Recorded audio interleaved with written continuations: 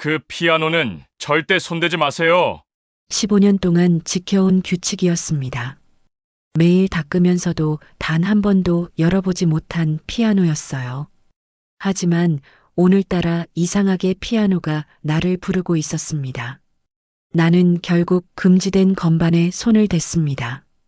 그 순간 현관문이 열렸어요. 그리고 그녀 앞에 돌아올 리 없던 그 남자가 서 있었습니다. 그는 왜 그 시간에 돌아온 걸까요? 이 이야기의 결말이 궁금하시다면 구독을 눌러주세요. 좋아요를 누르시면 비슷한 이야기를 더 많이 들으실 수 있습니다. 새벽 5시 반입니다. 알람이 울리기도 전에 눈이 떠졌어요. 이젠 알람이 필요 없을 정도로 몸이 정확한 시간을 기억하고 있습니다. 50을 훌쩍 넘긴 몸은 이미 습관처럼 기계처럼 움직이기 시작했어요. 침대에서 일어나는 동작조차 어제와 똑같고 그제와도 같습니다. 얼마나 많은 새벽을 이렇게 맞이했는지 이젠 셀 수도 없어요. 욕실로 들어가 찬물로 세수를 합니다. 차가운 물이 얼굴에 닿는 순간 정신이 또렷해지면서 동시에 몸속 깊은 곳에서부터 피로가 올라오는 게 느껴졌어요. 수건으로 물기를 닦아내고 거울 앞에 섰습니다. 거울 속 여자는 더 이상 젊지 않았어요. 눈가의 주름은 세월을 숨기지 못했고 입꼬리도 예전처럼 쉽게 올라가지 않았습니다. 하지만 그래도 아직은 괜찮아 보였어요. 무너지지 않았어요. 아직은요. 머리를 단정히 빗으며 다시 한번 거울을 들여다봅니다. 흰머리가 또 늘었네요. 염색을 해야 하는데 자꾸 미루게 됩니다. 귀찮아서라기보다는 그냥 그럴 기운이 없어서였어요. 요즘 들어 유난히 피곤합니다. 몸이 무겁고 마음도 무거워요. 이유는 잘 모르겠어요. 그냥 뭔가 가라앉는 기분이 계속됩니다. 옷장을 열고 늘 입던 작업복을 꺼냅니다. 깨끗하게 다림질한 회색 블라우스와 검은색 바지였어요. 15년 동안 입어온 제복 같은 옷입니다. 옷을 입으면서 문득 오늘이 며칠인지 생각해 봤어요. 아, 맞아요. 오늘이 내 생일이었어요. 55번째 생일입니다. 하지만 아무도 모를 거예요. 축하해 줄 사람도 없고 축하받고 싶지도 않았습니다. 그냥 평범한 하루일 뿐이에요. 방을 나서며 복도에 불을 켭니다. 긴 복도를 따라 걸으면서 이 저택의 크기를 다시 한번 실감했어요. 윤 회장님의 대저택입니다. 이곳은 15년 동안 나의 일터였고 동시에 나의 집이기도 했어요. 작은 방 하나를 얻어 살면서 이 거대한 집을 관리해 왔습니다. 매일 아침 이렇게 일어나서 저택 구석구석을 청소하고 정리하고 닦아왔어요. 15년이라는 시간 동안요. 거실로 내려오는 계단을 천천히 걸었습니다. 계단을 내려올 때마다 보이는 풍경은 언제나 장관이었어요. 넓은 거실과 높은 천장, 그리고 크고 화려한 샹들리에까지요. 하지만 오늘따라 그 풍경이 낯설게 느껴졌습니다. 왜일까요? 15년이나 봐온 풍경인데 말이에요. 거실에 들어서는 순간 시선이 자연스럽게 한 곳으로 향했습니다. 거실 중앙 가장 눈에 띄는 자리에 놓인 검은색 피아노였어요. 스타인웨이 그랜드 피아노입니다. 거실 한가운데 당당하게 자리 잡은 그 피아노는 언제 봐도 압도적이었어요. 윤 회장님이 직접 들여온 물건이라고 했습니다. 15년 전 제가 이곳에 처음 왔을 때부터 그 자리에 있었어요. 검은 도장이 너무나 완벽해서 거울처럼 주변을 비췄습니다. 크기도 어마어마했어요. 거실 한쪽을 거의 다 차지할 정도였죠. 하지만 그 피아노는 단 한 번도 열린 적이 없었습니다. 15년 동안 단 한 번도요. 뚜껑조차 열어본 적이 없어요. 첫날부터 회장님의 지시가 확실했거든요. 그 피아노는 절대 손대지 말라고, 절대로 건드리지 말라고 하셨습니다. 그 말은 법이었어요. 명령이었습니다. 나는 15년 동안 그 피아노를 닦기만 했습니다. 매일 아침 부드러운 천으로 먼지를 조심스럽게 닦아냈어요. 건반 덮개 위를 쓸고 다리 부분을 정성스럽게 닦았습니다. 하지만 뚜껑은 절대 열지 않았어요. 건반을 눌러볼 생각도 하지 않았습니다. 천을 꺼내 피아노 쪽으로 걸어갔습니다. 오늘도 어김없이 먼지를 닦아야 해요. 피아노 앞에 서서 천천히 표면을 닦기 시작했어요. 부드러운 천이 매끈한 검은 표면을 스치는 소리만 고요한 거실에 울렸습니다. 손을 움직이면서 이상한 느낌이 들었어요. 피아노를 닦을 때마다 느끼는 감각이었습니다. 손끝으로 느껴지는 그 매끄러운 표면이 살아있는 것처럼 느껴졌어요. 차갑지만 따뜻하고 단단하지만 부드러운 그런 느낌이었습니다. 마치 생명체를 만지는 것 같았어요. 요즘 들어 이 느낌이 더 강해졌습니다. 피아노가 나를 부르는 것 같았어요. 조용하지만 강렬하게 멈출 수 없는 이끌림이었습니다. 지나갈 때마다 시선이 그곳으로 향했고 청소를 할 때마다 손이 조금씩 더 오래 머물렀어요. 문득 어린 시절이 떠올랐습니다. 고아원에 있던 시절이요. 한빛 보육원이라는 곳이었어요. 거기에도 피아노가 하나 있었습니다. 물론 이렇게 화려하지는 않았죠. 낡고 오래된 건반 몇 개가 소리도 나지 않던 피아노였어요. 하지만 어린 나에게는 그게 세상에서 가장 아름다운 악기였습니다. 다른 아이들이 마당에서 공놀이를 할 때 나는 그 피아노 앞에 앉아 있었어요. 아무도 가르쳐 주지 않았지만 혼자서 조금씩 배워나갔습니다. 책에서 본 악보를 따라하고 라디오에서 흘러나오는 멜로디를 기억해서 연주해 봤어요. 피아노 건반, 그게 내 어린 시절의 유일한 꿈이었습니다. 피아니스트가 되고 싶었어요. 무대에 서서 많은 사람들 앞에서 연주하는 모습을 상상했습니다. 그게 내 전부였어요. 하지만 현실은 달랐습니다.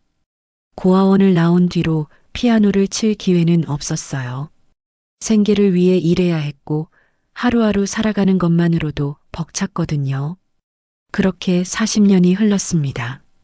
꿈은 어느새 잊혀졌고 나는 그저 누군가의 집을 청소하는 가정부가 되어 있었어요. 피아노 먼지를 다 닦아낸 뒤에도 한동안 그 앞에 서 있었습니다. 손을 뻗으면 닿을 거리였어요.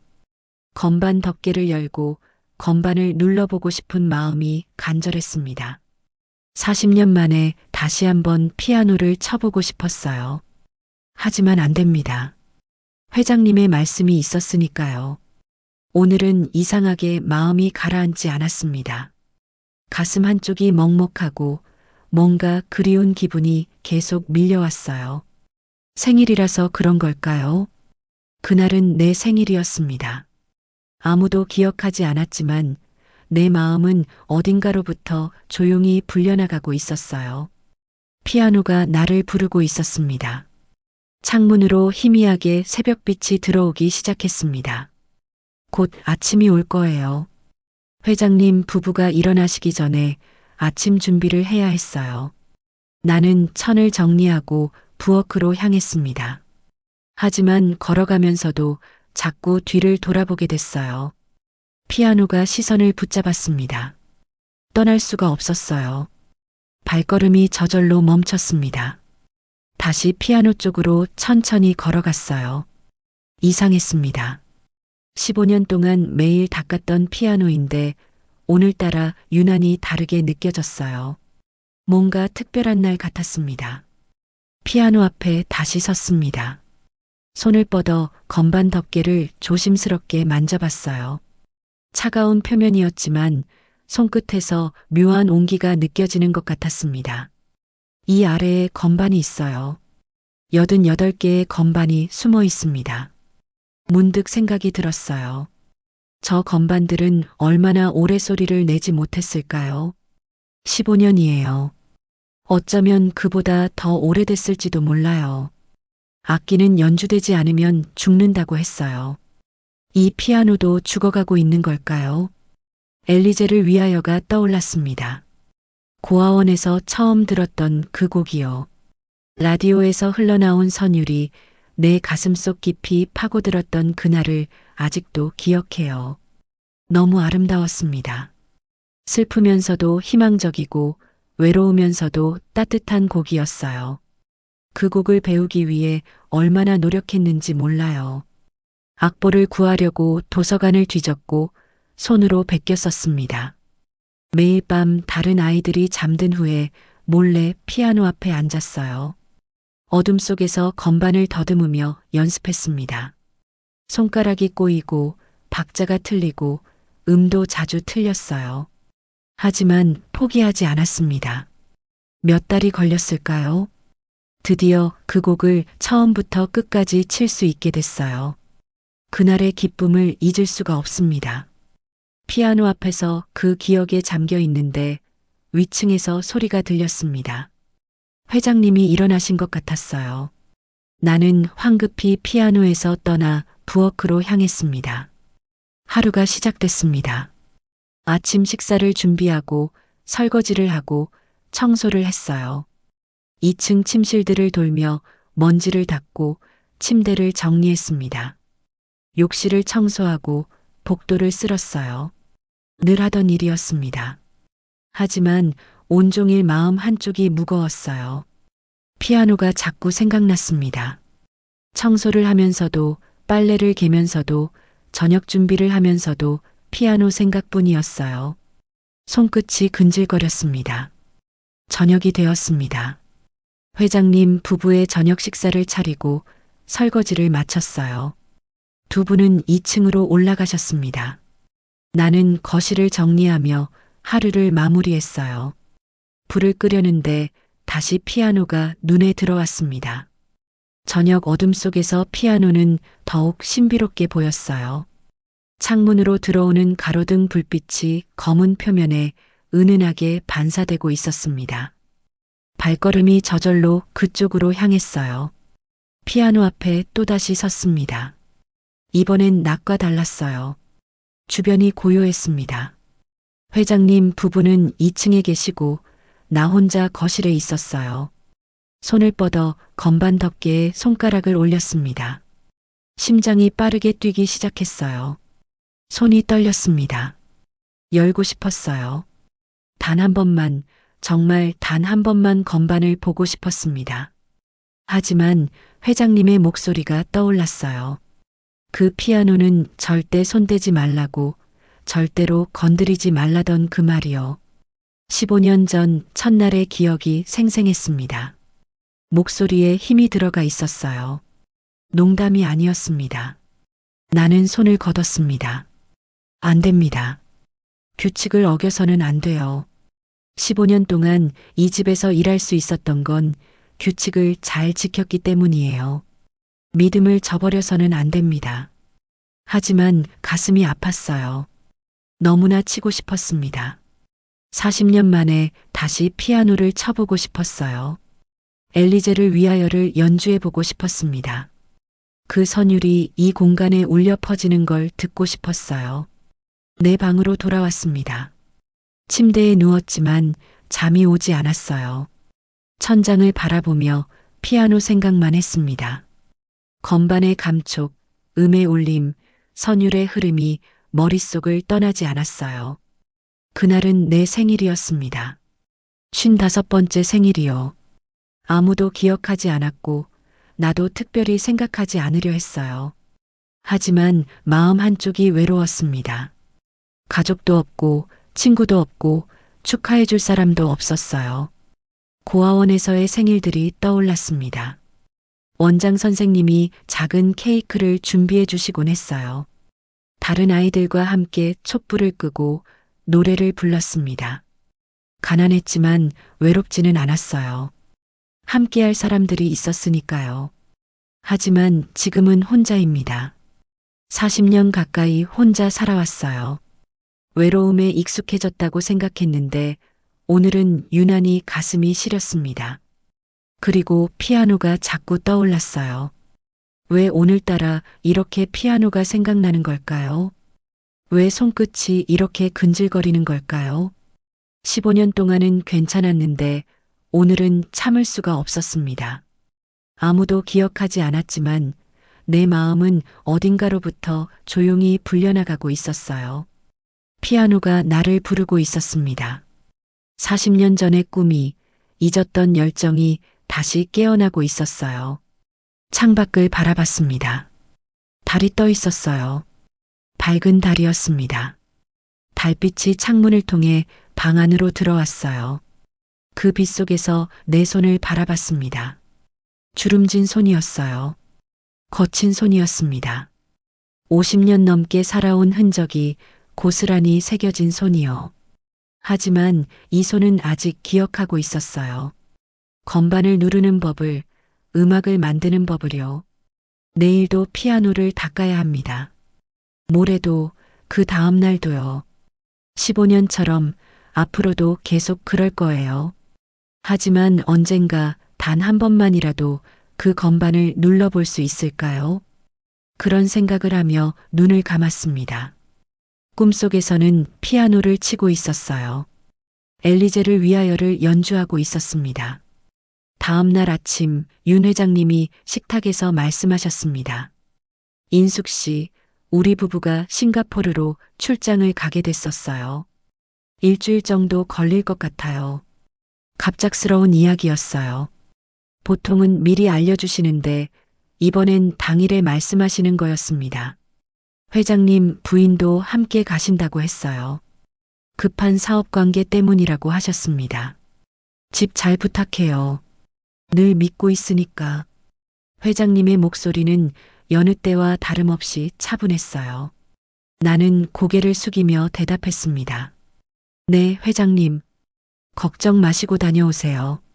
점심때쯤 두 분은 떠나셨습니다. 현관문이 닫히는 소리를 들으며 나는 넓은 거실 한가운데 홀로 서 있었어요.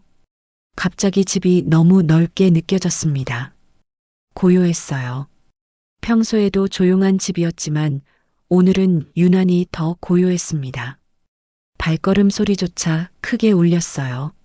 시계 초침 소리가 또렷하게 들렸습니다. 창밖에서 바람이 나뭇잎을 흔드는 소리까지 들렸어요. 혼자 남았다는 게 실감났습니다. 일주일 동안 이 넓은 저택에 나 혼자뿐이에요. 오후 내내 청소를 했습니다. 2층 침실들을 돌며 먼지를 닦고 침대를 정리했어요. 욕실을 청소하고 복도를 쓸었습니다. 손을 움직이는 내내 마음 한쪽이 불안했어요. 뭔가 이상한 긴장감이 있었습니다. 왜일까요? 혼자 있는 게 처음도 아닌데 말이에요. 해가 기울기 시작했습니다. 오후 5시쯤 됐을까요? 창문으로 들어오는 빛이 점점 붉게 변했어요. 노을이 지고 있었습니다.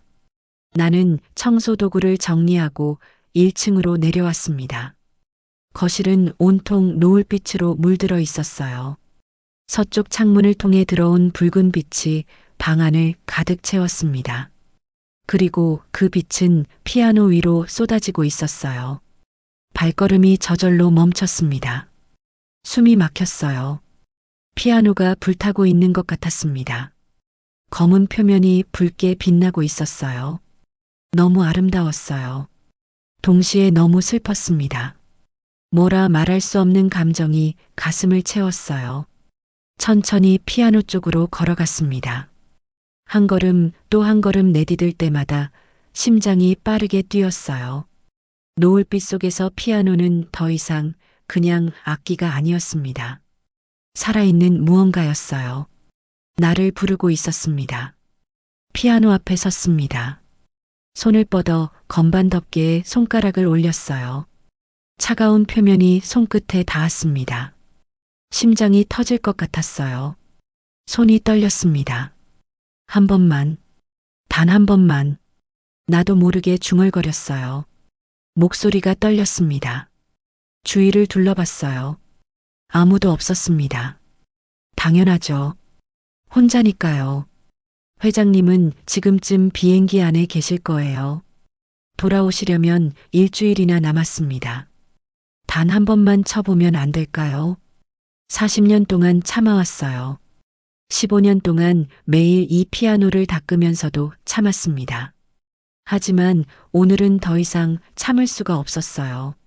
어제가 내 생일이라 그랬는지 불현듯 기억이 떠오르기도 했고 노을빛이 너무 아름다웠고 무엇보다 혼자였으니까요. 손에 힘을 주었습니다. 건반 덮개를 천천히 들어 올렸어요. 삐걱 작은 소리가 났습니다. 심장이 쿵쾅거렸어요. 덮개가 완전히 열렸습니다. 건반이 드러났어요. 하얀 건반과 검은 건반이 질서정연하게 늘어서 있었습니다. 40년 만에 보는 피아노 건반이었어요. 눈물이 핑 돌았습니다. 아름다웠어요. 너무나 아름다웠습니다.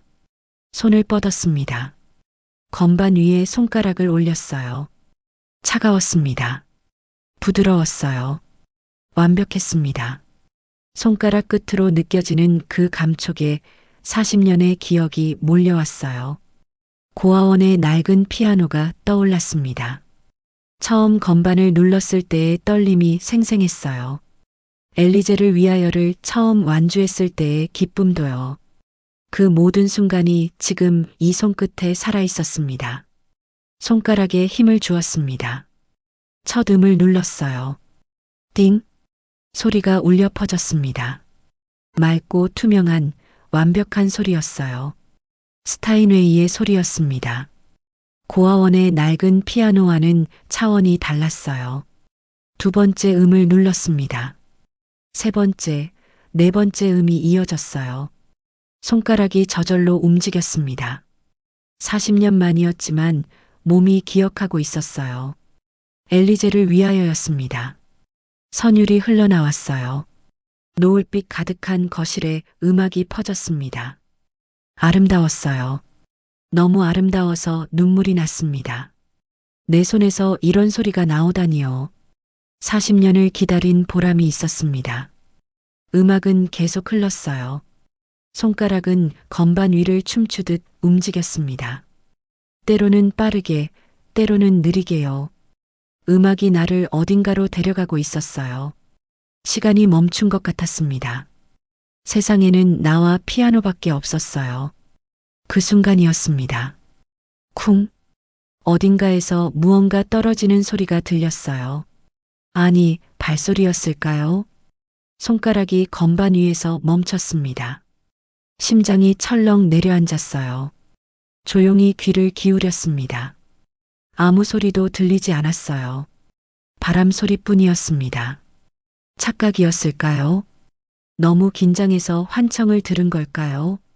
다시 연주를 시작하려는데 분명히 들렸습니다. 발소리였어요. 현관 쪽에서 들려오는 발소리였습니다. 누군가 있었어요. 온몸이 얼어붙었습니다. 손이 건반에서 떨어졌어요. 숨소리조차 멈췄습니다. 천천히 고개를 돌렸어요. 현관문이 열리고 있었습니다. 누군가 들어오고 있었어요. 그리고 그 사람은 바로 윤 회장님이었습니다. 출장이 취소돼서 윤 회장님만 돌아온 것이었어요. 순간 세상이 멈춘 것 같았습니다. 피아노 앞에 앉은 채로 몸이 굳어버렸어요. 손가락은 건반 위에 얹어진 채 미동도 하지 못했습니다. 숨조차 제대로 쉴 수 없었어요. 현관에서 발소리가 가까워졌습니다. 천천히 하지만 분명하게 들려오는 발소리였어요. 가죽 구두가 대리석 바닥을 딛는 소리였습니다. 그 소리를 너무나 잘 알고 있었어요. 15년 동안 매일 들어온 소리였으니까요. 윤 회장님이었습니다. 거실 입구에 그의 모습이 나타났어요. 검은색 양복을 입은 그는 가방을 한 손에 들고 서 있었습니다. 공항에 가다가 돌아온 것 같았어요. 그의 시선이 피아노 쪽으로, 아니 피아노 앞에 앉은 나에게로 향했습니다. 시간이 정말로 멈춘 것 같았어요. 몇 초였을까요? 아니면 몇 분이었을까요? 그는 그저 나를 바라보기만 했습니다. 나는 고개를 들 수조차 없었어요. 시선을 내 무릎 위에 둔 채 떨리는 손을 주체할 수가 없었습니다. 누가 그 피아노를 건드리랬나요? 목소리가 들렸습니다. 차갑지도 뜨겁지도 않은 목소리였어요. 오히려 그래서 더 무서웠습니다. 화가 나 있는 것 같기도 하고 아닌 것 같기도 했어요. 감정을 읽을 수 없는 목소리였습니다. 나는 황급히 건반 덮개를 내렸습니다. 손이 너무 떨려서 덮개를 제대로 잡을 수조차 없었어요. 2번이나 손이 미끄러졌습니다. 겨우 덮개를 완전히 닫았어요. 그리고 피아노 의자에서 일어났습니다. 죄송합니다. 목소리가 떨렸어요. 내 목소리가 맞나 싶을 정도로 작고 떨리는 소리였습니다. 고개를 숙인 채 다시 말했어요. 정말 죄송합니다. 단 한 번만. 손끝이 저절로. 변명 같지 않은 변명이었습니다. 스스로 들어도 한심했어요. 15년 동안 지켜온 규칙을 깬 건 명백한 사실이었으니까요. 어떤 이유도 변명이 될 수 없었습니다. 회장님은 대답하지 않았습니다. 그저 나를 바라보고만 있었어요. 나는 고개를 들 수가 없었습니다. 바닥만 응시한 채 서 있었어요. 심장이 미친 듯이 뛰었습니다. 해고될 거라는 생각이 들었어요. 당연한 일이었습니다. 규칙을 어겼으니까요. 15년이 허무하게 끝나는 건가요? 이 집도 이 일도 모든 게 오늘로 끝나는 걸까요? 갈 곳도 마땅치 않았어요. 이 나이에 새로 일자리를 구하기도 쉽지 않을 거예요. 온갖 생각이 머릿속을 스쳤습니다. 하지만 회장님의 반응은 예상과 달랐습니다. 화를 내지 않았어요. 소리를 지르지도 않았습니다. 그저 조용히 서서 나를 바라보고만 있었어요. 그 시선이 이상했습니다. 뭔가 다른 감정이 담겨 있었어요. 용기를 내어 고개를 살짝 들었습니다. 회장님과 눈이 마주쳤어요. 그의 표정에서 화는 보이지 않았습니다. 대신 놀람이 있었어요. 믿을 수 없다는 듯한 표정이었습니다. 뭔가를 확인하려는 듯한 눈빛이었어요.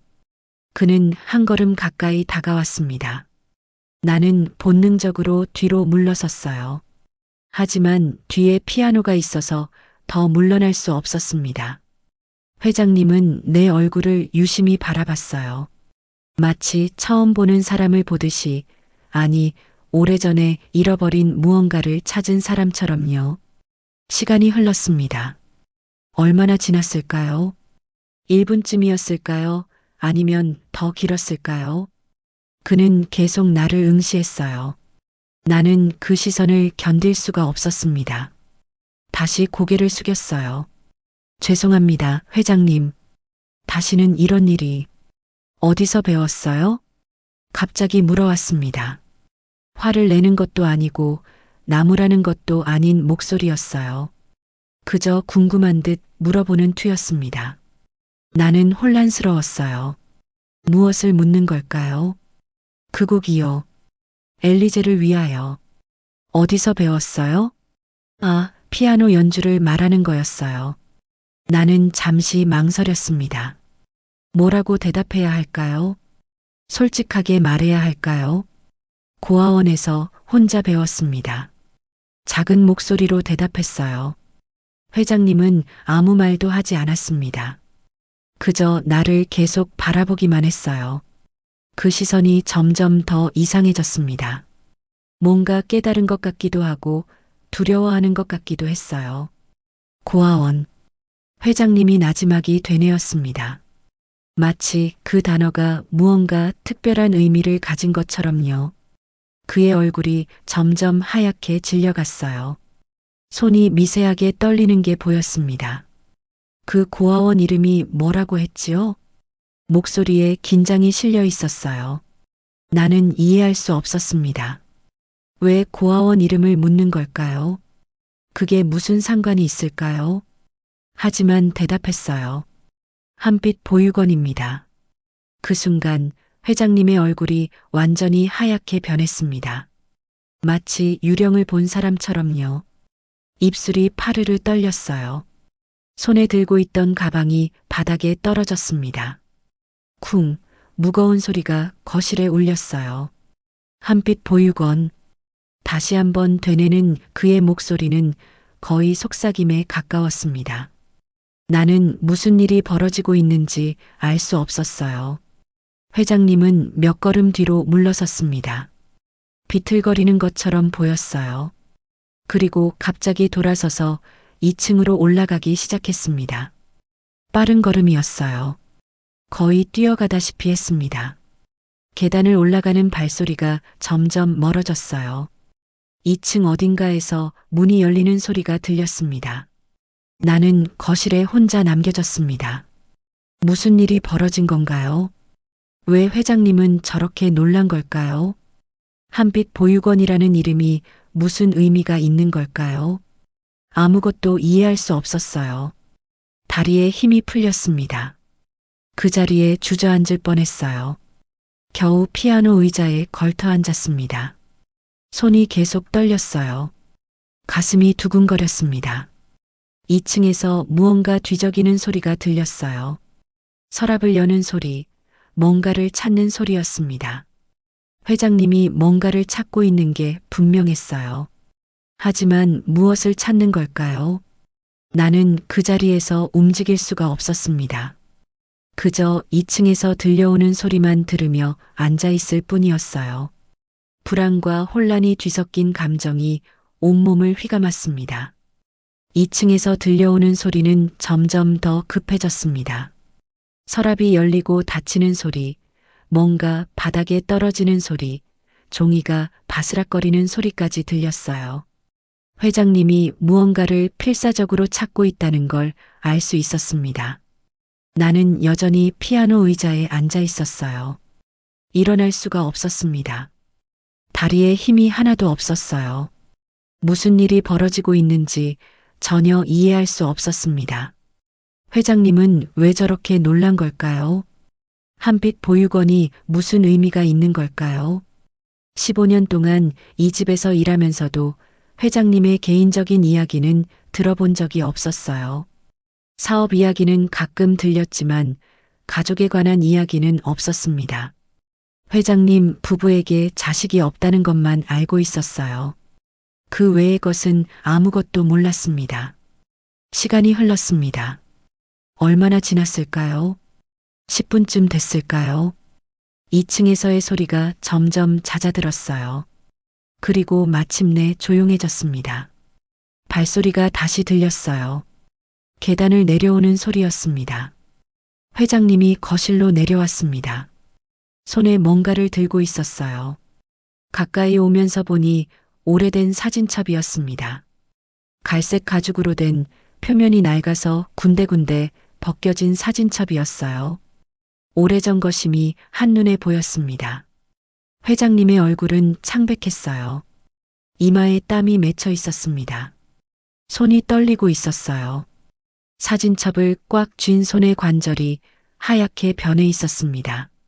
그는 소파에 털썩 주저앉았어요. 마치 다리에 힘이 풀린 것처럼요. 한동안 아무 말도 하지 않았습니다. 그저 사진첩을 내려다보고만 있었어요. 숨소리가 거칠었습니다. 뭔가를 결심하려는 듯 보였어요. 나는 감히 말을 걸 수가 없었습니다. 그저 조용히 앉아서 기다렸어요. 회장님이 천천히 사진첩을 펼쳤습니다. 손가락이 떨려서 페이지를 넘기기도 힘들어 보였어요. 몇 장을 넘기더니 한 페이지에서 멈췄습니다. 그리고 사진을 뚫어져라 바라봤어요. 이쪽으로 좀 와주실래요? 낮은 목소리였습니다. 떨리는 목소리였어요. 나는 천천히 일어났습니다. 다리가 후들거렸어요. 소파 쪽으로 걸어갔습니다. 한 걸음 한 걸음이 너무 무겁게 느껴졌어요. 소파 옆에 섰습니다. 회장님은 사진첩을 들어 올려 내게 보여줬어요. 거기에는 오래된 흑백 사진이 붙어 있었습니다. 색이 바래서 희미했지만 윤곽은 분명했어요. 사진 속에는 피아노 앞에 앉은 어린 소녀가 있었습니다. 한 6살쯤 돼 보이는 아이였어요. 깔끔하게 빗은 머리에 하얀 원피스를 입고 있었습니다. 피아노 건반에 작은 손을 올려놓은 채 카메라를 보고 있었어요. 소녀의 얼굴이 낯설지 않았습니다. 어딘가 익숙한 느낌이 들었어요. 왜일까요? 처음 보는 아이인데도 말이에요. 가슴이 이상하게 두근거렸습니다. 이 아이를 아시나요? 회장님이 물었습니다. 목소리가 가라앉아 있었어요. 나는 고개를 저었습니다. 아니요. 처음 보는 아이 같은데요. 회장님은 한숨을 길게 내쉬었습니다.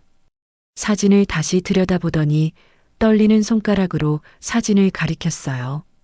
이 사진은 40년 전에 찍은 것입니다. 한빛 보육원에서요. 심장이 멎는 것 같았습니다. 한빛 보육원이요. 내가 자란 그곳이요. 40년 전이라면 내가 그곳에 있을 때였어요. 하지만 이 사진은 본 적이 없었습니다. 이 아이는 음악에 재능이 있었다고 했어요. 보육원에 있던 낡은 피아노로 혼자서 연습했다고 들었습니다. 특히 엘리제를 위하여를 좋아했다고 하더군요. 말을 하는 회장님의 목소리가 점점 더 떨렸어요. 그는 사진에서 눈을 떼지 못했습니다. 나는 숨이 막혔어요. 엘리제를 위하여라고요. 혼자 연습했다고요. 그건 바로 나의 이야기였어요. 이 아이는 6살 때 보육원에 맡겨졌어요. 그때 이 사진을 찍었다고 들었습니다. 회장님이 사진 뒷면을 보여줬어요. 거기에는 희미한 글씨로 날짜가 적혀 있었습니다. 1985년 3월 15일이라고요. 내가 보육원에 온 바로 그날이었습니다. 머릿속이 하얘졌어요. 이게 무슨 일인가요? 이 사진 속 아이가 나라는 말인가요? 하지만 나는 이 사진을 본 적이 없었어요. 누가 찍었는지도 몰랐습니다. 손등을 좀 볼 수 있을까요? 갑자기 회장님이 말했습니다. 무슨 뜻인지 이해할 수 없었어요. 왜 손등을 보라는 걸까요? 하지만 나는 떨리는 손을 내밀었습니다. 회장님은 내 오른손을 조심스럽게 잡았어요. 그의 손이 차가웠습니다. 아니, 떨리고 있었어요. 그는 내 손등을 자세히 들여다봤습니다. 엄지와 검지 사이 손등 한가운데를 유심히 보고 있었어요. 거기에는 작은 점이 하나 있었습니다. 태어날 때부터 있던 점이에요. 평소에는 신경도 쓰지 않는 점이었습니다. 너무 작아서 눈에 잘 띄지도 않았어요. 회장님이 다시 사진을 들었습니다. 사진을 확대경으로 보듯 얼굴을 가까이 대고 들여다봤어요. 그리고 사진 속 소녀의 손을 가리켰습니다. 피아노 건반 위에 올려진 작은 손이었어요. 자세히 보니 그 손등에도 점이 있었습니다. 똑같은 위치예요. 엄지와 검지 사이 손등 한가운데였습니다. 내 손의 점과 정확히 같은 자리였어요. 회장님의 손이 더 세게 떨렸습니다. 사진첩이 그의 무릎 위로 떨어졌어요. 그는 두 손으로 얼굴을 감쌌습니다. 어깨가 미세하게 흔들렸어요. 나는 그 자리에 서서 움직일 수가 없었습니다. 현실이 아닌 것 같았어요. 꿈을 꾸고 있는 것 같았습니다. 사진 속 아이가 나라고요. 회장님이 이 사진을 가지고 있었다고요. 도대체 무슨 일인가요? 내일 다시 이야기합시다. 회장님이 겨우 말했습니다.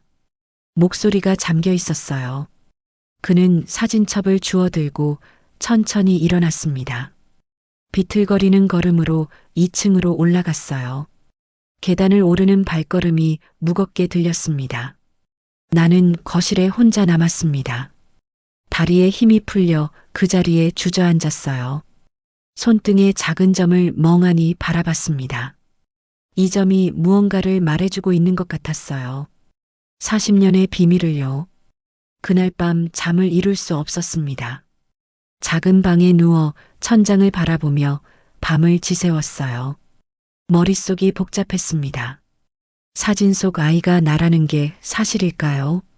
그렇다면 왜 회장님이 그 사진을 가지고 있는 걸까요? 손등의 작은 점을 계속 만져봤습니다. 태어날 때부터 있던 점이에요. 너무 작아서 평생 신경도 쓰지 않았던 점이었습니다. 그런데 이 점이 40년의 비밀을 품고 있었다니요. 새벽이 되어서야 겨우 눈을 붙였습니다. 하지만 얼마 지나지 않아 다시 눈이 떠졌어요. 악몽을 꾼 것 같았습니다. 식은땀이 이마에 맺혀 있었어요. 아침이 왔습니다. 평소처럼 5시 반에 일어났어요. 세수를 하고 옷을 갈아입었습니다. 하지만 평소와는 모든 게 달랐어요. 손이 떨렸고 가슴이 두근거렸습니다. 오늘 회장님과 다시 이야기해야 한다는 게 너무 두려웠어요. 아침을 준비했습니다. 늘 하던 대로 식탁을 차렸어요. 하지만 손에서 접시가 떨어질 뻔했습니다. 정신을 집중할 수가 없었어요. 컵을 놓다가 엎지를 뻔하기도 했습니다. 8시쯤 회장님이 내려오셨습니다. 평소보다 늦은 시간이었어요. 그의 얼굴을 보는 순간 놀랐습니다. 밤새 한숨도 못 주무신 것 같았어요. 눈밑이 시커멓게 그늘졌고 얼굴도 핏기가 없었습니다. 안녕히 주무셨습니까? 습관적으로 물었습니다. 회장님은 고개를 저었어요. 그리고 식탁에 앉으셨습니다. 하지만 아침 식사에는 손도 대지 않으셨어요. 그저 커피만 마시며 창밖을 바라보고 계셨습니다. 나는 부엌에서 설거지를 하는 척하며 시간을 보냈어요. 손을 움직이면서도 회장님의 뒷모습만 보였습니다. 그는 움직이지 않았어요. 석상처럼 앉아있기만 했습니다. 1시간쯤 지났을까요? 회장님이 자리에서 일어났어요. 그리고 나를 불렀습니다. 인숙 씨, 잠깐 이쪽으로 와주실 수 있을까요? 목소리가 차분했지만 떨리고 있었어요. 나는 앞치마를 벗고 거실로 나갔습니다. 회장님은 소파에 앉아 계셨어요. 어젯밤에 보았던 사진첩이 탁자 위에 놓여 있었습니다. 앉으세요. 말씀하셨습니다. 나는 조심스럽게 맞은편 소파에 앉았어요. 회장님과 눈을 마주칠 수가 없었습니다. 시선을 바닥에 두었어요. 한동안 침묵이 흘렀습니다. 시계 소리만 또각또각 들렸어요. 회장님은 무언가 말하려다가 멈추기를 반복했습니다. 입술이 떨리고 있었어요. 어젯밤 많은 생각을 했어요. 드디어 입을 열었습니다. 목소리가 쉬어 있었어요. 밤새 울었던 것 같았습니다. 확신할 수는 없지만 그래도 알아야 할 것 같아서 말하려 합니다. 그는 잠시 말을 멈췄습니다. 깊은 숨을 들이쉬었어요. 그리고 다시 말을 이었습니다. 나에게는 딸이 하나 있었어요. 40년 전에 잃어버렸지만 심장이 세차게 뛰기 시작했습니다. 딸이 있었다고요. 잃어버렸다고요. 당시 나는 사업 때문에 정신이 없었는데 아내도 병원 일로 바쁜 시기였지. 딸아이는 보모가 돌보고 있었어요. 회장님의 목소리가 점점 더 떨렸어요. 말을 이어가기 힘들어하는 게 보였습니다. 그날 보모가 아이를 데리고 공원에 갔었죠. 하지만 잠깐 한눈을 판 사이에 아이가 사라졌어요. 6살이었었는데 나는 숨을 멈췄습니다. 6살이라고요. 내가 보육원에 온 나이였어요. 미친 듯이 찾아다녔어요. 경찰도 동원하고 사람들도 고용해서 찾아다녔지만 찾을 수 없었어요. 몇 개월을 찾아 헤맸지만 결국 흔적조차 찾지 못했죠. 회장님의 손이 주먹을 쥐었습니다. 손등에 핏줄이 붉어져 나왔어요. 그때 찍은 사진이 어제 보여드린 거요.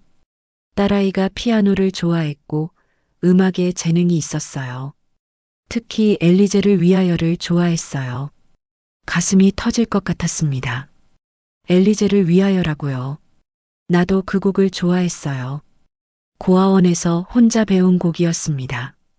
아이의 손등에는 특이한 점이 하나 있었어요. 엄지와 검지 사이에 있는 작은 점이었죠. 태어날 때부터 있던 점이었어요. 회장님이 나를 바라봤습니다. 눈빛이 간절했어요. 무언가를 확인하고 싶어 하는 눈빛이었습니다. 어제 당신의 손을 봤는데 똑같은 자리에 똑같은 점이 있더라고요. 그리고 당신이 한빛 보육원 출신이라고 했잖아요. 내 딸이 사라진 후 그 근처에 있던 보육원이 바로 한빛 보육원이었어요. 나는 아무 말도 할 수 없었습니다. 목이 메었어요. 이게 무슨 말인가요? 내가 회장님의 딸이라는 말인가요? 물론 확신할 수는 없어요. 점 하나로 판단할 수는 없는 일이니까. 하지만 회장님의 목소리가 떨렸습니다. 눈가가 붉어졌어요. 하지만 알고 싶긴 합니다. 확인하고 싶어요. 혹시라도, 정말 혹시라도 당신이 내 딸일 수도 있으니까. 그의 시선이 내 손등에서 잠시 멈췄습니다. 그 눈빛에는 분명 무언가를 두려워하는 기색이 있었어요. 확인하고 싶으면서도 두려워하는 그런 눈빛이었습니다. 병원에 가서 검사를 받아보는 건 어떨까요? DNA 검사를 하면 알 수 있으니 인숙 씨가 허락한다면 말이에요. 회장님이 조심스럽게 물었습니다. 나는 고개를 들어 그를 바라봤어요. 그의 눈에 눈물이 맺혀 있었습니다. 40년 동안 딸을 그리워한 아버지의 눈물이었어요. 나도 모르게 눈물이 흘러내렸습니다. 무슨 대답을 해야 할지 몰랐어요. 혼란스러웠습니다. 하지만 동시에 가슴 한쪽이 뜨거워졌어요. 40년 동안 궁금했던 내 부모님이 혹시 눈앞에 있는 걸까요? 네. 떨리는 목소리로 대답했습니다. 검사를 받아보고 싶습니다. 회장님이 고개를 끄덕였어요. 그리고 두 손으로 얼굴을 감쌌습니다. 어깨가 흔들리고 있었어요. 40년을 기다려온 사람의 모습이었습니다. 그날 오후 회장님은 밖으로 나가셨습니다. 병원에 가신다고 했어요. DNA 검사를 예약하러 가신다는 말씀이었습니다. 나는 혼자 저택에 남았어요. 청소를 하려고 했지만 손에 힘이 들어가지 않았습니다. 거실 소파에 앉아 멍하니 창밖을 바라봤어요. 머릿속이 복잡했습니다. 내가 정말 회장님의 딸일까요? 40년 동안 잃어버린 가족을 찾는 걸까요? 믿기지 않았어요. 너무 비현실적이었습니다. 하지만 동시에 가슴 한쪽이 뜨거워지는 걸 느꼈어요. 혹시라도 정말 그렇다면 나에게도 가족이 생기는 걸까요? 40년 동안 혼자였던 내가 이제 부모님을 만나게 되는 걸까요? 상상만으로도 눈물이 났습니다. 저녁 때 회장님이 돌아오셨어요. 손에 서류 봉투를 들고 계셨습니다. 병원에서 받아온 서류인 것 같았어요. 그는 식탁에 앉으며 나를 불렀습니다. 내일 아침 일찍 병원에 가야 해요. 혈액 검사를 받아야 하니까. 조용한 목소리였습니다. 나는 고개를 끄덕였어요. 회장님은 그 후로 아무 말도 하지 않으셨습니다. 저녁 식사도 거의 하지 않으셨어요. 뭔가 깊은 생각에 잠겨 계신 것 같았습니다. 그날 밤도 잠을 이룰 수 없었어요. 내일 병원에 가면 검사를 받게 될 거예요. 그리고 며칠 후면 결과가 나올 겁니다. 그 결과가 내 인생을 완전히 바꿔놓을 수도 있었어요. 두렵기도 하고 기대되기도 했습니다. 다음 날 아침 회장님과 함께 병원에 갔습니다. 큰 종합병원이었어요. 회장님은 이미 모든 걸 예약해 두신 것 같았습니다. 접수도 필요 없이 바로 검사실로 안내됐어요. 간호사가 내 팔에서 혈액을 채취했습니다. 붉은 피가 주사기 안으로 빨려 들어가는 걸 보면서 이 피가 진실을 말해줄 거라는 생각이 들었어요. 회장님도 똑같이 혈액을 채취하셨습니다. 일주일 정도 걸릴 겁니다. 의사가 말했습니다. 일주일이요. 그 시간이 너무 길게 느껴졌어요. 동시에 너무 짧게도 느껴졌습니다. 일주일 후면 모든 게 밝혀질 거예요. 병원에서 나와 차를 타고 집으로 돌아왔습니다. 차 안은 조용했어요. 회장님도 나도 아무 말이 없었습니다. 무슨 말을 해야 할지 몰랐어요. 그저 창밖 풍경만 바라봤습니다. 집에 돌아온 후 이상한 일들이 벌어지기 시작했습니다. 회장님이 나를 계속 바라보시는 거예요. 청소를 할 때도, 식사를 준비할 때도, 복도를 지나갈 때도요. 시선이 느껴졌습니다. 처음에는 불편했어요. 15년 동안 가정부로 일하면서도 이런 시선은 받아본 적이 없었습니다. 하지만 그 시선에는 의심이나 경계가 아니었어요. 뭔가 다른 감정이 담겨 있었습니다. 그리움 같은, 간절함 같은 감정이었어요. 이틀째 되던 날 회장님이 또 이상한 행동을 하셨습니다. 내가 차를 마시고 간 컵을 조심스럽게 챙기시는 거예요. 냅킨으로 감싸서 어딘가에 넣으시는 게 보였습니다. 무슨 일인지 몰랐지만 뭔가 이상했어요. 사흘째 되던 날 아침 욕실 쓰레기통에서 내 머리카락이 사라진 걸 발견했습니다. 어제 빗질하면서 빠진 머리카락이 분명히 있었는데 없어진 거예요. 그제야 알았습니다. 회장님이 가져가신 거예요. 왜 그러시는 걸까요? DNA 검사는 이미 병원에서 했는데요. 혹시 혼자서 다른 검사를 또 받으시는 걸까요? 믿지 못하시는 걸까요? 아니면 더 확실하게 하고 싶으신 걸까요? 나흘째 되던 날 회장님이 또 외출하셨습니다. 돌아오실 때 다른 병원 봉투를 들고 계셨어요. 역시나 다른 곳에서도 검사를 받으신 것 같았습니다. 얼마나 간절하시면 이렇게까지 하실까요? 일주일 내내 회장님은 나를 관찰하셨습니다. 걷는 모습, 청소하는 모습, 음식을 먹는 모습까지요. 내가 웃을 때면 회장님도 희미하게 미소 짓고 계셨어요. 내가 피곤한 표정을 지을 때면 걱정스러운 눈빛을 보내셨습니다. 그 시선이 점점 익숙해졌어요. 불편하지 않았습니다. 오히려 따뜻하게 느껴졌어요. 누군가 나를 이렇게 세심하게 보살펴주는 게 처음이었습니다. 40년 동안 혼자 살아오면서 한 번도 경험해보지 못한 감정이었어요. 나도 모르게 회장님을 자주 바라보게 됐습니다. 식사하시는 모습, 신문을 읽으시는 모습, 서재에서 일하시는 모습을요. 15년 동안 같은 집에 살면서도 이렇게 자세히 본 적은 없었어요. 문득 회장님의 눈가에 주름이 많아진 게 보였습니다. 머리카락도 많이 휘어지셨어요. 등도 예전보다 굽은 것 같았습니다. 세월이 흐른 거죠. 나도 늙었지만 회장님도 늙으신 거예요. 만약 정말 내가 회장님의 딸이라면 40년을 잃어버린 거예요. 함께 보냈어야 할 시간들이었습니다. 아버지와 딸로 살았어야 할 세월이었어요. 그 시간을 돌려받을 수는 없을 겁니다. 가슴이 아팠어요. 회장님에게도 나에게도요. 우리는 40년을 잃어버렸습니다. 돌이킬 수 없는 시간이었어요. 만약 정말 가족이라면 너무 늦게 만난 거죠. 하지만 동시에 희망도 생겼습니다. 늦었지만 지금이라도 만났잖아요. 40년을 잃었지만 앞으로의 시간은 남아 있습니다. 함께 할 수 있는 날들이 있어요. 일주일이 지나갔습니다. 결과가 나올 시간이었어요. 회장님은 아침부터 안절부절 못하셨습니다. 전화기만 바라보고 계셨어요. 나도 마찬가지였습니다. 손에서 땀이 났어요. 오후 3시쯤 전화벨이 울렸습니다. 회장님이 빠르게 전화를 받으셨어요. 병원에서 온 전화였습니다. 나는 숨을 죽이고 기다렸어요. 회장님의 얼굴이 점점 굳어졌습니다.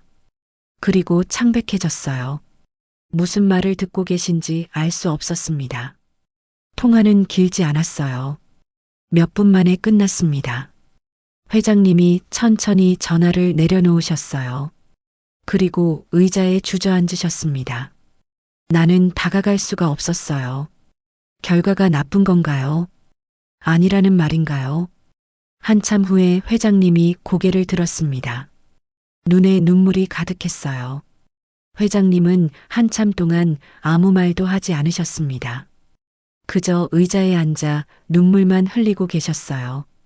어깨가 미세하게 떨리고 있었습니다. 나는 다가갈 수가 없었어요. 발이 땅에 붙은 것처럼 움직이지 않았습니다. 결과가 나쁜 걸까요? 아니라는 말인가요? 나는 회장님의 딸이 아닌 걸까요? 가슴이 철렁 내려앉았어요. 일주일 동안 품었던 희망이 산산조각 나는 것 같았습니다. 하지만 이상했습니다. 회장님의 표정이 슬퍼 보이지 않았어요. 눈물을 흘리고 계시지만 그 눈물이 슬픔의 눈물처럼 보이지 않았습니다. 뭔가 다른 감정이 섞여 있는 것 같았어요. 회장님, 조심스럽게 불러봤습니다. 목소리가 떨렸어요. 회장님은 고개를 들어 나를 바라봤습니다. 눈물로 범벅이 된 얼굴이었어요. 하지만 그 눈빛은 슬프지 않았습니다. 오히려 밝게 빛나고 있었어요. 결과가 나왔어요. 떨리는 목소리로 말씀하셨습니다. 나는 숨을 멈췄어요. 심장이 미친 듯이 뛰었습니다. 다음 말을 기다렸어요. 친자 확률 99.99%라고 합니다. 세상이 멈춘 것 같았습니다. 친자 확률이라고요. 99.99%라고요. 그게 무슨 의미인가요? 내가 정말 회장님의 딸이라는 말인가요? 그건 말이 나오지 않았어요. 입술이 바들바들 떨렸습니다. 회장님이 천천히 일어나셨어요. 그리고 내게로 다가왔습니다. 한 걸음, 또 한 걸음 천천히요. 당신이 내 딸이에요. 내가 40년 동안 찾아 헤맨 내 딸 말이에요. 목소리가 갈라졌어요. 눈물이 계속 흘러내렸습니다. 회장님은 내 앞에 섰어요. 그리고 떨리는 손을 뻗어 내 어깨를 잡았습니다. 미안해요. 정말 미안해. 갑자기 무릎을 꿇으셨어요. 나는 깜짝 놀랐습니다. 회장님이 내 앞에 무릎을 꿇으시다니요. 황급히 그를 일으키려 했지만 회장님은 움직이지 않으셨어요. 40년 동안 찾지 못해서 미안합니다. 혼자 고아원에서 자라게 해서 미안해요. 아버지로서 아무것도 해주지 못해서 정말 미안. 목이 메었습니다. 눈물이 쏟아졌어요. 내 눈에서도 회장님의 눈에서도 눈물이 끝없이 흘러내렸습니다. 가슴이 터질 것 같았어요. 아니에요. 회장님 잘못이 아니에요. 떨리는 목소리로 말했습니다. 회장님을 일으키려고 그의 팔을 잡았어요. 하지만 힘이 없었습니다. 다리에 힘이 풀려 나도 그 자리에 주저앉고 말았어요. 두 사람은 거실 바닥에 주저앉아 울었습니다. 얼마나 울었을까요? 시간이 얼마나 지났는지 알 수 없었어요. 그저 눈물만 흘렀습니다. 40년입니다. 40년 동안 헤어져 있었어요.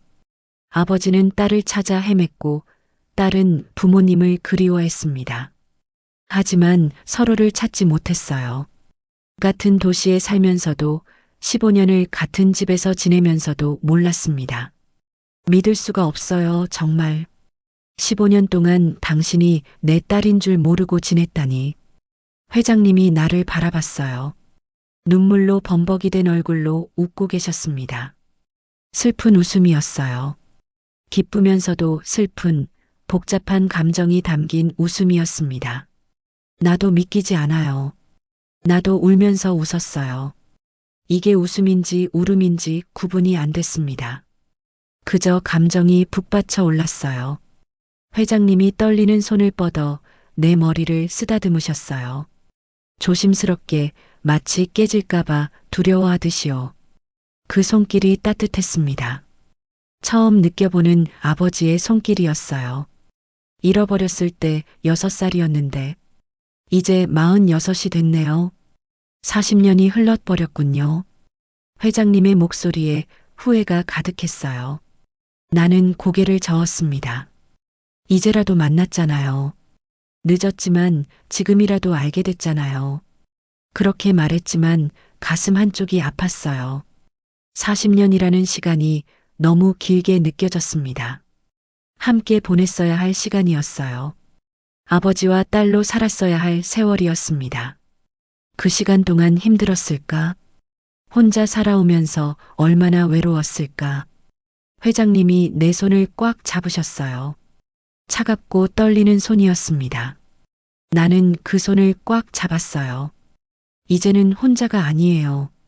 그렇게 말하는 순간 정말로 실감이 났습니다. 나는 이제 혼자가 아니에요. 가족이 생긴 거예요. 아버지가 생긴 겁니다.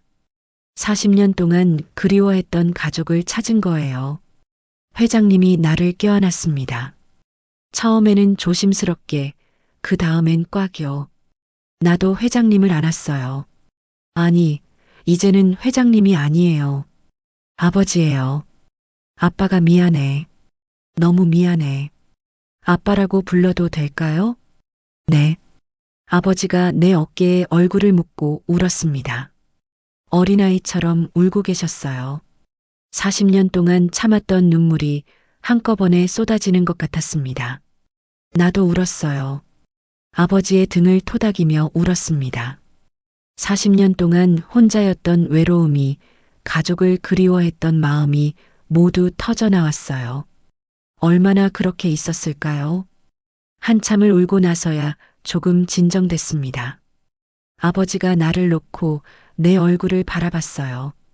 눈물 자국이 가득한 얼굴로 웃고 계셨습니다. 이제 가정부가 아니고 내 딸이야. 목소리에 확신이 담겨 있었어요.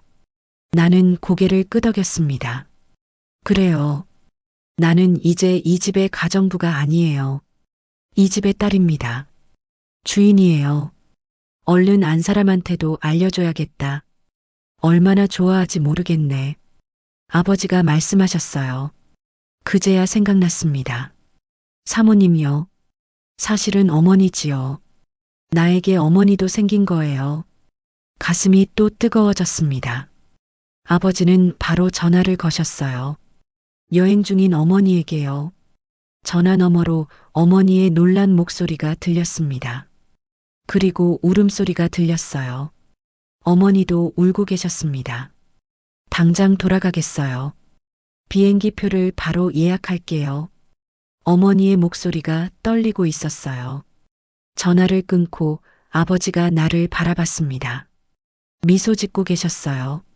40년 만에 짓는 진심 어린 미소였습니다. 그날 저녁 아버지와 나는 거실에 나란히 앉아 있었습니다. 40년의 이야기를 나누기 시작했어요.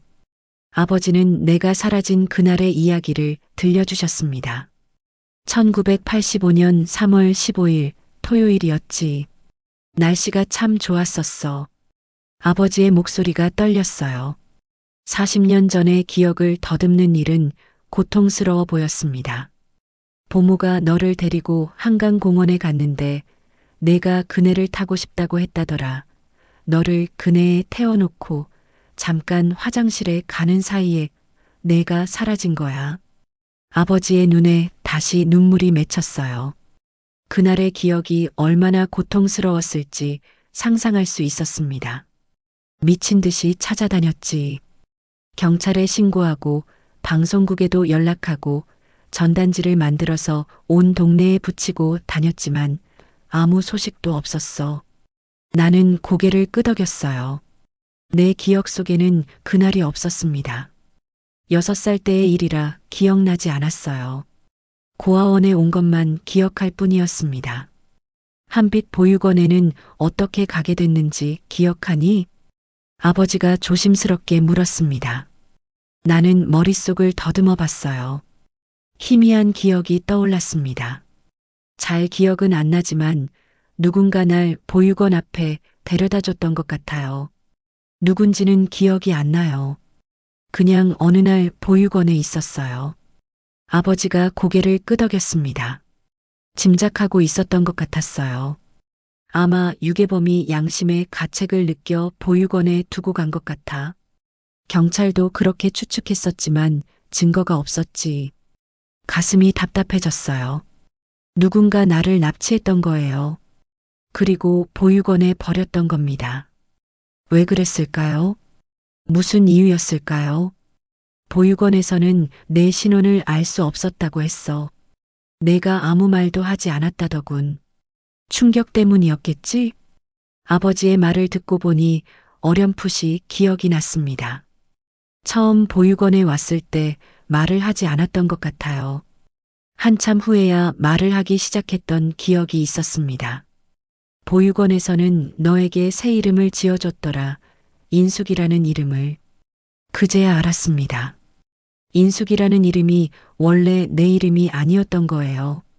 그렇다면 내 진짜 이름은 뭘까요? 내 이름은 윤서영이었는데 내가 지어준 이름이지. 윤서영이라고요. 낯선 이름이었습니다. 40년 동안 인숙으로 살아왔으니까요. 하지만 동시에 묘하게 익숙한 느낌도 들었어요. 어딘가 깊은 곳에서 들어본 것 같은 이름이었습니다. 서쪽 석자에 빛날 영자요. 서쪽에서 빛나는 아이라는 뜻이었어. 내가 저녁 무렵에 태어났거든. 아버지가 미소 지으며 말씀하셨어요. 슬프면서도 따뜻한 미소였습니다. 나는 가슴이 뭉클해졌어요. 서영이라는 이름 속에 아버지의 사랑이 담겨 있었습니다. 나는 그를 미워해야 했습니다. 문득 그런 생각이 들었어요. 아버지는 40년 동안 나를 찾지 못했어요. 나는 고아원에서 혼자 자랐습니다. 외롭고 힘든 시간이었어요. 원망할 수도 있었습니다. 하지만 이상하게도 그럴 수 없었어요. 내 안 어딘가에서는 오래된 그리움이 자꾸만 고개를 들었습니다. 아버지를 향한 그리움이었어요. 잃어버렸던 가족에 대한 그리움이었습니다. 미워하지 않아요. 조용히 말했습니다. 아버지가 나를 바라봤어요. 놀란 표정이었습니다. 아버지 잘못이 아니에요. 누구의 잘못도 아니에요. 그냥 불운이었어요. 내 손을 아버지의 손 위에 올렸습니다. 주름진 손이었어요. 세월의 무게가 느껴지는 손이었습니다. 이제라도 만났잖아요. 그걸로 충분해요. 아버지의 눈에서 또 눈물이 흘렀어요. 하지만 이번엔 슬픔의 눈물이 아니었습니다. 안도의 눈물이었어요. 용서받았다는 안도감이었습니다. 고맙다, 서영아. 서영이라고 불러주셨어요.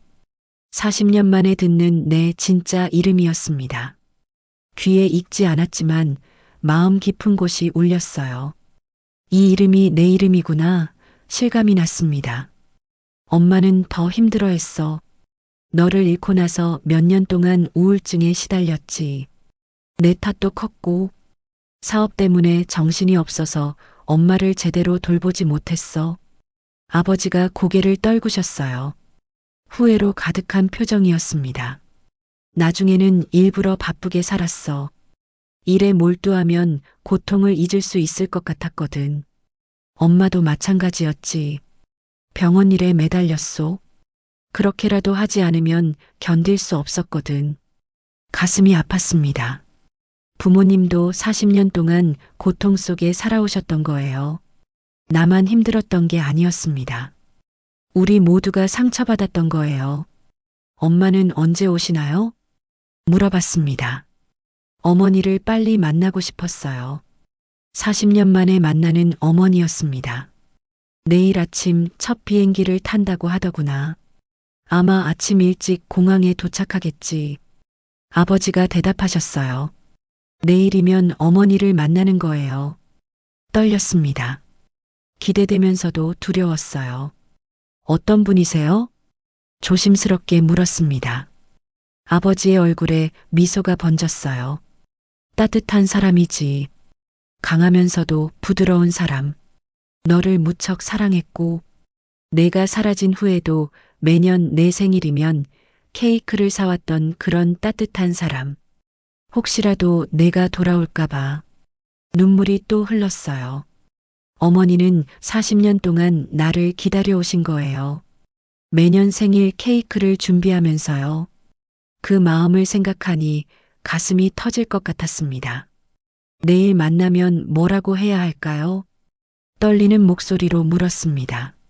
아버지가 내 손을 꽉 잡았어요. 그냥 안아드리면 되지. 말이 무슨 소용이겠어. 아마 엄마도 그렇게 느낄 거야. 밤이 깊어갔습니다. 우리는 계속 이야기를 나눴어요. 40년 동안의 시간을 채워나갔습니다. 아버지는 내게 어렸을 때의 이야기를 들려주셨고 나는 고아원에서의 이야기를 들려드렸어요. 그렇게 밤을 지새웠습니다. 피곤했지만 잠들고 싶지 않았어요. 40년을 잃어버렸으니 하루라도 더 함께 있고 싶었습니다. 다음 날 아침 공항으로 향했습니다. 아버지와 나 둘이서요. 차 안은 조용했지만 긴장감이 흘렀어요. 곧 어머니를 만나게 될 거예요. 40년 만에 만나는 어머니였습니다. 손에 땀이 났어요. 심장이 미친 듯이 뛰었습니다. 공항 도착 게이트 앞에 섰습니다. 사람들이 쏟아져 나오고 있었어요. 아버지는 긴장한 듯 계속 손을 비볐습니다. 나도 마찬가지였어요. 숨이 가빠졌습니다. 그때 한 여자가 걸어 나왔어요.